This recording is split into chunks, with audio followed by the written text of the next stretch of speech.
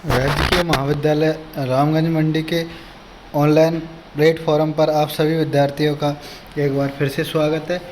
आज हम वित्तीय नियोजन के प्रकार टाइप ऑफ फाइनेंशियल प्लानिंग के बारे में अध्ययन करेंगे। यह टॉपिक बीकॉम सेकेंड ईयर के पेपर फर्स्ट EFM सब्जेक्ट से लिया गया है। तो सबसे पहले देखो वित्तीय नियोजन के प्रकार।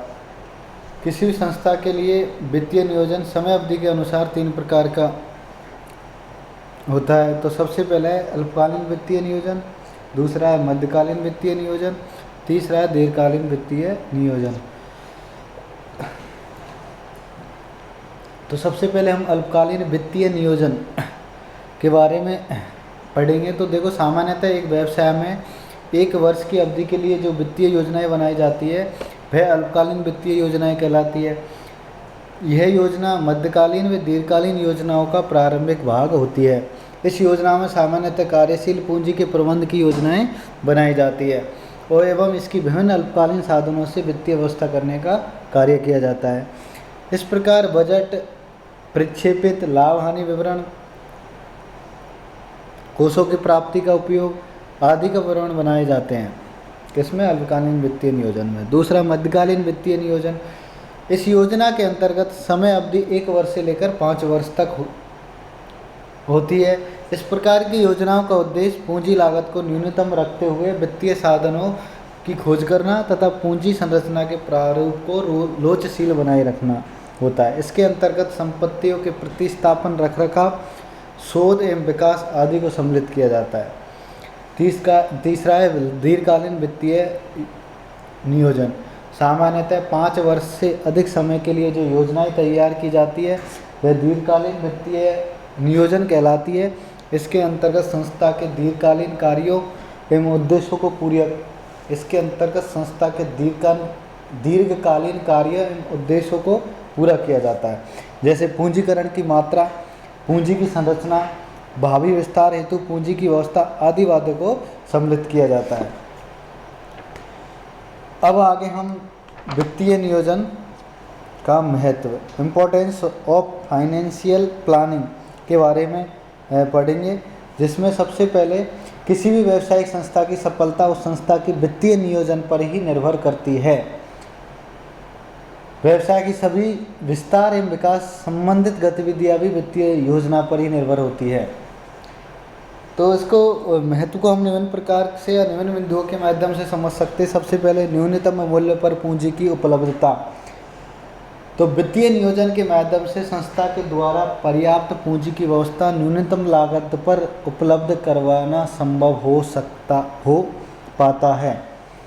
उसके बाद क्योंकि संस्था को पूंजी की आवश्यकता प्रत्येक स्थिति में उत्पन्न होती है, चाहे वो परिवर्तन स्थिति हो या विस्तार की स्थिति हो या प्रतिस्पर्धा का वातावरण हो, नए उत्पादन या आधुनिकीकरण की स्थिति हो, ये सभी परिस्थितियों में वित्त की समुचित व्यवस्था वित्तीय नियोजन के द्वारा ही संभव हो पाती है। दूसरा है पूंजी के साधनों का उचित समन्वय। संस्था द्वारा पूंजीकरण की राशि प्राप्त करने हेतु वित्त के सभी साधनों का उपयोग किया जाता है तथा सभी साधनों में उचित समन्वय स्थापित किया जाता है। संस्था द्वारा वित्तीय नियोजन के माध्यम से ऋण क्षमता पारस्परिक अनुपात में ऐसा अनुकूलन रखा जाता है जिससे संस्था की कुल पूंजी की लागत अधिक न हो और साथ ही जोखिम की मात्रा भी कम से कम हो। तीसरा, व्यवसाय का सफल परिवर्तन। कोई भी संस्था सफल तभी हो सकती है जब उस संस्था का परिवर्तन स्थापना सफल रहा हो और यह सफल परिवर्तन वित्तीय योजना के माध्यम से ही संभव है, क्योंकि संस्था के परिवर्तन से पूर्व ही व्यवसाय के आकार, कार्यक्षेत्र और संभावित विस्तार के आधार पर ही एक लोचशील एवं सरल वित्तीय नियोजन का निर्माण कर लिया जाता है। चौथा है व्यवसाय का विस्तार एवं विकास। किसी भी व्यावसायिक संस्था का उद्भव किसी विशिष्ट उद्देश्य की प्राप्ति के लिए किया जाता है। व्यवसाय का मुख्य उद्देश्य होता है अधिकतम लाभ कमाना और संस्था के कुल मूल्य में वृद्धि करना। इसलिए संस्था के विकास एवं विस्तार निरंतर होना आवश्यक होता है। 5वां संचालन क्रियाओं में मितव्ययिता एवं समन्वय। वित्तीय नियोजन जटिल संचालन क्रियाओं में मितव्ययिता लाने और अपव्यय रोकने में भी सहायक होता है, क्योंकि वर्तमान में नई नई तकनीकों का उद्भव, कर दरों में परिवर्तन, प्रतिस्पर्धी माहौल आदि कारणों से संचालन में आने वाली जटिलताओं को वित्तीय नियोजन द्वारा आसानी से हल किया जा सकता है। छठा, मूल्य स्तर में परिवर्तन। आज के आधुनिक वातावरण में मूल्यों में बदलाव के कारण संस्था को अपने संचालन में कठिनाइयों का सामना करना पड़ रहा है। संस्था द्वारा मूल्यों में परिवर्तन के प्रभावों का आकलन पूर्व में करके ही वित्तीय योजना का निर्माण कर ले तो इस प्रकार की योजना से भविष्य में मूल्यों के स्तर में परिवर्तन से संचालन प्रक्रिया में कोई रुकावट नहीं आएगी। आगे, वित्तीय विनियोजित पूंजी पर उचित प्रतिदाय। यदि संस्था द्वारा पूर्व में कुशल वित्तीय नियोजन कर लिया गया है तो संस्था अपने विनियोजन राशि पर उचित प्रत्याय दर अर्जित करने में सफल हो जाएगी, क्योंकि संस्था द्वारा पूर्व में ही आवश्यक वित्त की उन साधनों से कर ली जाती है जिनका पूंजी लागत न्यूनतम हो तथा उनमें लोचशीलता हो। पूंजी की लागत न्यूनतम होने से संस्था के लाभों में वृद्धि होगी, जिसमें उचित प्रत्याय दर प्राप्त करना आसान हो जाएगा। आगे देखो, वित्तीय नियोजन को प्रभावित करने वाले तत्व। सबसे पहला, पूंजी। एक व्यावसायिक संस्था के लिए वित्तीय नियोजन का निर्माण करने से उसके उद्देश्यों की प्राप्ति आसानी से की जा सकती है। वित्तीय योजना के निर्माण को मुख्यतः तीन उद्देश्य होते हैं। पहला, पर्याप्त मात्रा में पूंजी की व्यवस्था। दूसरा, न्यूनतम लागत पर पूंजी की व्यवस्था। तीसरा, लाभ एवं जोखिम में समन्वय स्थापित करना। उक्त उद्देश्यों को ध्यान में रखते हुए वित्तीय नियोजन का निर्माण किया जाता है, लेकिन वित्तीय नियोजन बनाते समय ऐसे कई तत्व हैं जो कि इस योजना को प्रभावित करते हैं। तो इस योजना को प्रभावित करने वाले तत्व है व्यवसाय की प्रकृति,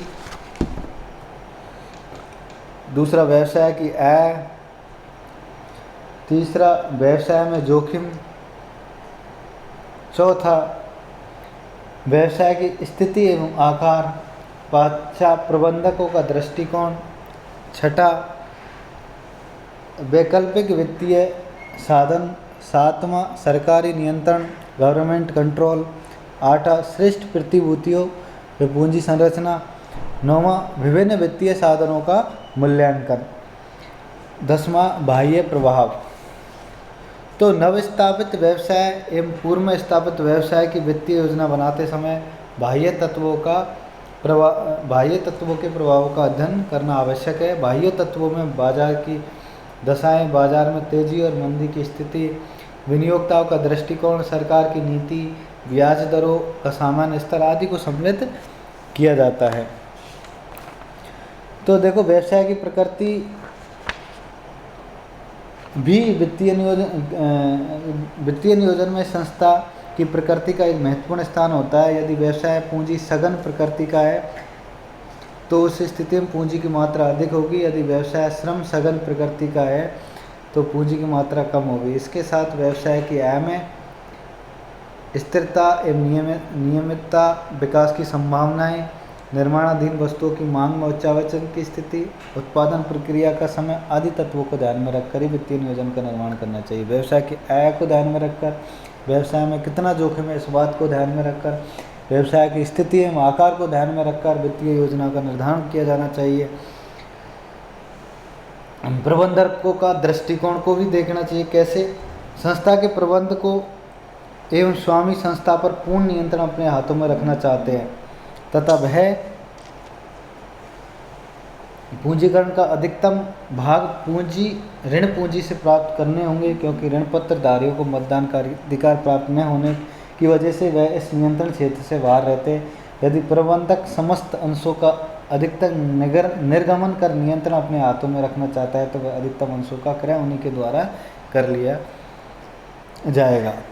इस प्रकार अभी हमने वित्तीय नियोजन के प्रकार, अल्पकालीन वित्तीय नियोजन, मध्यकालीन वित्तीय नियोजन और दीर्घकालीन वित्तीय नियोजन, इसके बारे में अध्ययन किया। उसके बाद हमने वित्तीय नियोजन के महत्व के बारे में, उसके बाद हम वित्तीय नियोजन को प्रभावित करने वाले तत्वों के बारे में भी हमने अध्ययन किया।